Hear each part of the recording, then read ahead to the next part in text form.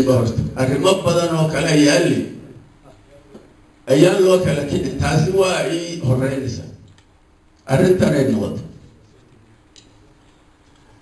waxay odayadu ka dhawaajiyeen habka hore iyo meelay soo yar taabteen anuu waxba dhulkaa gaadhi maayo hadda iyo mugti baan u kici waxa weeye wiilku aniga waa wiilan garanayo carruurtayday wada ciyaari jireen awbaraadee wada deganayno waa garanayaa anigu iiga dhow yahay dadka kale waa iiga dhow yahay dadka kale arrintaas hadda waxaad moodaa inay waxoogaa goobdaloola leedahay waxbaa laga tashadaa horta oo waa aan ka tashano waa aan ka tashano waxna waxa weeye wax soo jiray oo yacni sidii wax la guddoominayo arrinka horta labadaasu dhadhankiisu waxoogaa yaraha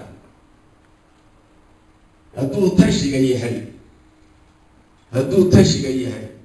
dee waxaan odhan lahaa dadkii inta kuma dhanne waa ama beelaa la yahay ama dee shir sida ka weyn baa loo qabanaya hadduu arrin yacni aan soo dhaweyno guddoomino yahay siduu doonaba ha u soo dhisne isaguna waa weji gaara weye anigase waxaa mugtidaydu tahay ummaddan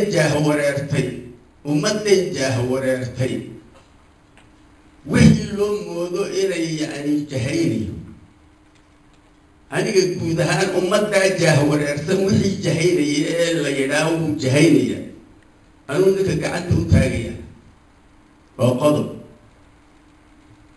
shaksi sidiisa wax u doonaya oo isagu yacni muraad kale wax anfacayo oon yacni dhibaato kale keenayn doonaya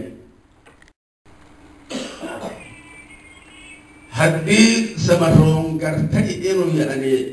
ugaasnima jahaynaysa reerka falyatafadal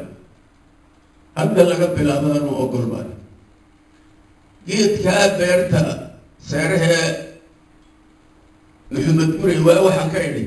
madaxnimadaada dhig haddaad tidhaahaa noo samaroon wax ku noqonayo waan yeelayaa marka ciddii joogtayba way joogtay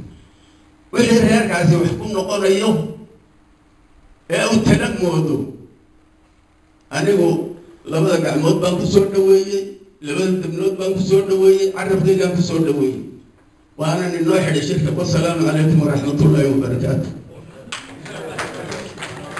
جزاه الله خيرا.